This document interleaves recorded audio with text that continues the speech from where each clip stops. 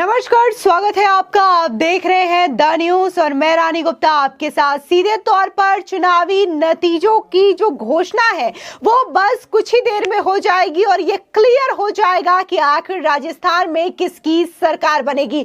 लेकिन जो रुझान सामने आ रहे हैं उसके हिसाब से राजस्थान में बीजेपी की सरकार बनती हुई नजर आ रही है, क्योंकि जो बहुमत का आंकड़ा है वो बीजेपी यहां पर क्रॉस कर चुकी है सीधे तौर पर। और जहां पर बीजेपी की जो सीटें हैं इन रुझानों में बढ़ती हुई नजर आ रही है, तो वहीं एक के बाद एक कांग्रेस की जो सीटें हैं वो घटती हुई नजर आ रही है। यहां पर कांग्रेस के जो दिग्गज नेता है, फिर चाहे वो सचिन पायलट हो, गौरव वल्लभ हो या फिर कांग्रेस के नेता सीपी जोशी हो, ये अपनी ही सीटें गंवाते हुए नजर आ रहे हैं, ये अपनी ही सीटों से पीछे जाते हुए नजर आ रहे हैं। इस बीच बीजेपी के तिजारा प्रत्याशी बाबा बालकनाथ जो है वो बाकायदा मंदिर में पूजा पाठ करते हुए नजर आ रहे हैं। जी हां, बाकायदा उन्होंने अपने सोशल मीडिया हैंडल पर एक तस्वीर शेयर की है जिसमें वो महादेव की पूजा अर्चना करते हुए नजर आ रहे हैं। साथ ही उन्होंने इस तस्वीर को शेयर करते हुए कहा कि आज चुनाव मतगणना से पहले मंदिर पहुंचकर भगवान भोलेनाथ के दर्शन किए व पूजा अर्चना करते हुए आशीर्वाद प्राप्त किया। बता दें कि ये वही बालकनाथ है जो कि राजस्थान का योगी के नाम से जाने जाते हैं। और जिस तरीके से राजस्थान में जनता की यह मांग है कि उन्हें भी उत्तर प्रदेश की तरह एक योगी सीएम चाहिए, एक बुलडोजर बाबा चाहिए, तो कहीं ना कहीं सीएम के रेस में बाबा बालकनाथ की जो तस्वीर है, जो उनका चेहरा है, वो भी आगे चल रहा है। और यही वजह रही है जिसके तहत उन्होंने कल बकायदा दिल्ली में बीजेपी हेडक्वार्टर आकर के बीएल संतोष यानी कि संगठन महामंत्री से मुलाकात की, जिसके बाद से ये चर्चा और भी ज्यादा तेज हो गई। क्योंकि अगर हम यहाँ पर जो रुझान है उसकी बात करें तो सीधे तौर पर बीजेपी बहुत बड़ी बढ़त बनाते हुए नजर आ रही है। ऐसे में ये लगभग तय हो चुका है कि राजस्थान अब बीजेपी का हो चुका है, यानी कि राजस्थान का जो राज है वो बीजेपी के हाथ होने वाला है। इस बीच देखिए, खबर यह भी आ रही है कि प्रधानमंत्री नरेंद्र मोदी शाम को बीजेपी कार्यालय पहुंचेंगे और वहां पर तमाम जो कार्यकर्ता हैं उनको संबोधित करेंगे। सीधे तौर पर बीजेपी पूरी तरीके से जीत को लेकर के आश्वस्त हो चुकी है और कहीं ना कहीं इन सब के बीच में जो तमाम नेता हैं उनके स्टेटमेंट भी आने शुरू हो गए हैं। बता दें कि राजस्थान में जो बीजेपी अध्यक्ष हैं सीपी जोशी, उनका कहना है कि ये जो बढ़त है, जो अभी 105-6 जो पहुंची हुई है वो तो अभी और भी ज्यादा बढ़ेगी और 135 सीटें बीजेपी पाएगी। सीधे तौर पर यह कॉन्फिडेंस दिखाता है कि बीजेपी के नेताओं ने पूरी तरीके से यह मान रखा है कि राजस्थान में बीजेपी की सरकार बनी है। सुनिए सीपी जोशी किस तरीके से पूरी तरीके से आत्मविश्वास में भरे नजर आ रहे हैं कि उन्होंने भारतीय जनता पार्टी और देश के यशस्वी लोकप्रिय नेता आदरणीय नरेंद्र मोदी जी में अटूट आस्था प्रकट की है, विश्वास व्यक्त किया है और यही परिणाम दिख रहा है कि कई दिनों से हजारों कार्यकर्ता रात दिन पार्टी को विजयश्री दिलाने के लिए काम कर रहे थे। इस जीत का आधार वही है और मैं सोचता हूं अभी शुरुआती बढ़त है, ये बढ़त और बढ़ती जाएगी।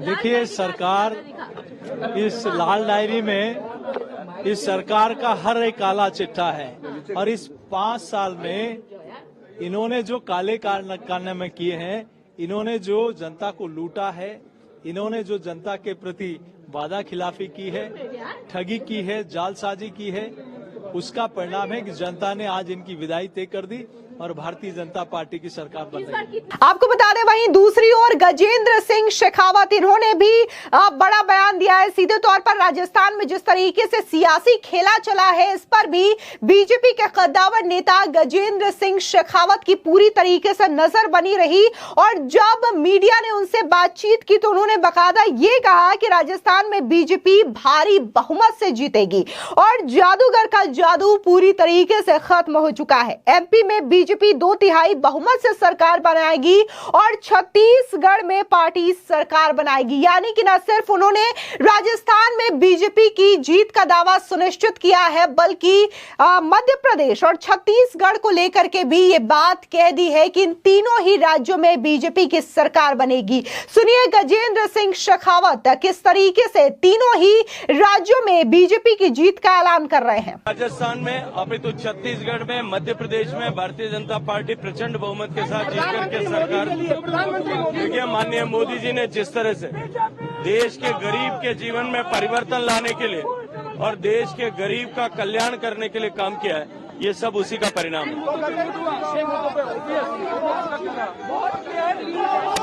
अब राजस्थान की जो टॉप सीटें हैं, यानी कि जो हॉट सीट है जहां पर बीजेपी और कांग्रेस की लड़ाई काफी ज्यादा दिलचस्प है, एक बार उन सीटों पर नजर डाल लेते हैं कि आखिर इन सीटों पर कौन सबसे आगे चलता हुआ नजर आ रहा है। तो सबसे पहले हम बात बाबा बालकनाथ की सीट तिजारा की कर लेते हैं। यहां पर सीधे तौर पर बाबा बालकनाथ जो है वो करीब 7 से क्या 8,000 वोटों से भी इमरान खान से अधिक जाते हुए नजर आ रहे हैं। बता दें कि यहां पर कांग्रेस ने इमरान खान को मैदान पर उतारा था, तो वहीं बाबा बालकनाथ को बीजेपी ने टिकट दिया। इसी के साथ ही आपको बता दें कि बीएसपी के जो प्रत्याशी रहे हेमकरण, उन्होंने पहले से ही अपना समर्थन बाबा बालकनाथ को दे दिया। इसी के साथ ही जो सीट है टोंक, उसकी भी बात कर लेते हैं। टोंक सीट भी काफी ज्यादा अहम सीट है, क्योंकि यहां पर कांग्रेस की ओर से सचिन पायलट को मैदान में उतारा गया है। यह दूसरी दफा है, लेकिन यहां पर जो अजीत सिंह मेहता है भारतीय जनता पार्टी के, वो काफी ज्यादा आगे चलते हुए दिखाई दे रहे हैं। यानी कि टोंक सचिन पायलट अपने ही विधानसभा क्षेत्र से पीछे चलते हुए नजर आ रहे हैं। ये कांग्रेस के लिए किसी बड़े झटके से कम नहीं है। इसी के साथ ही अगर बात हम विद्याधर विधानसभा सीट की करें, तो यहां से बीजेपी की प्रत्याशी दिया कुमारी काफी ज्यादा वोटों के साथ आगे चलती हुई नजर आ रही है। और इसी के साथ ही सीताराम अग्रवाल की बात करें, जो कि कांग्रेस के प्रत्याशी हैं, वो बहुत ही पीछे चल रहे हैं। जाहिर तौर पर जितनी सीटें हैं वहां पर देखने को मिल रहा है कि ये जो लड़ाई है काफी ज्यादा दिलचस्प होती जा रही है और कांग्रेस भारी वोटों से पिछड़ती हुई नजर आ रही है। आंता की बात करें, यहाँ पर भारतीय जनता पार्टी के कंवर लाल जो है वो आगे चल रहे हैं और इसी के साथ ही प्रमोद जैन कांग्रेस पार्टी की काफी ज्यादा पिछड़े हुए नजर आ रहे हैं। बीकानेर ईस्ट सीट की बात करें, यह भी राजस्थान की काफी ज्यादा अहम सीट है। यहां पर भी सिद्धि कुमारी जो है वो भारतीय जनता पार्टी के आगे चल रही है और इसी के साथ ही यशपाल गहलोत की बात करें तो ये कांग्रेस से मैदान में उतरे हैं, लेकिन ये बहुत ही पीछे चल रहे हैं। यहां पर भी कांग्रेस को एक और बड़ा झटका, उनका जो प्रत्याशी है वो काफी ज्यादा पीछे चलता हुआ नजर आ रहा है। इसी के साथ ही चुरू की बात करें तो यहां पर भारतीय जनता पार्टी के हरलाल जो है वो काफी ज्यादा आगे चल रहे हैं और रफीक जो है कांग्रेस पार्टी के बहुत वोटों से पीछे चल रहे हैं।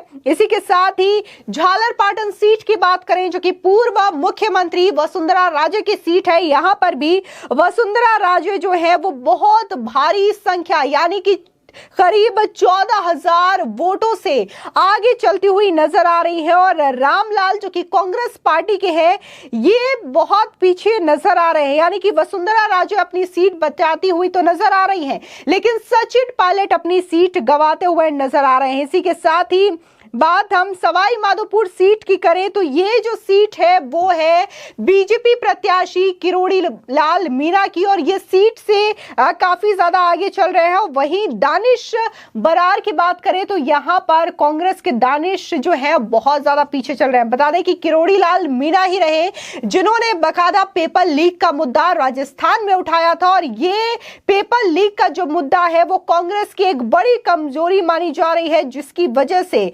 यहां पर कांग्रेस जो है पूरी तरीके से हारती हुई नजर आ रही है और बीजेपी को बढ़त मिलती हुई नजर आ रही है। यहां पर देखिए ताराचंद जैन है उदयपुर सीट से भारतीय जनता पार्टी के प्रत्याशी, ये भी काफी ज्यादा आगे चल रहे हैं, जबकि गौरव वल्लभ जो कि कांग्रेस पार्टी के दिग्गज नेता हैं, ये अपनी सीट गंवाते हुए नजर आ रहे हैं।